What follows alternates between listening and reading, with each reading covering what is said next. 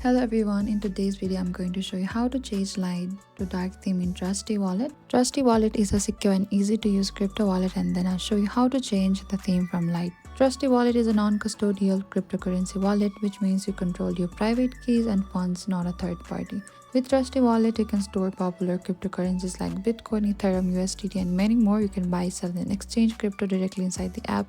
You can buy or sell and exchange crypto directly inside the apps, secure your wallet with a PIN code and biometric protection, and you can also enjoy a simple interface that's perfect for both beginners and advanced users. Trustee Wallet is available on both Android and iOS. Now let's move on to the main part of this video. So first you need to go to the Trustee Wallet app. If you do not have so, you can go to the App Store or Play Store and you can download it from there as well. And on the home screen, you need to tap on the menu icon in the top right corner. Over here, scroll a bit down until you find this dark mode. Over here, you can see this option to enable it instantly. You can also switch back to light mode anytime using the same step. Simply tap on the dark mode, which means toggle on. And that's it. Your Trustee Wallet is now in dark theme, which is easy on the eyes and saves battery on some devices.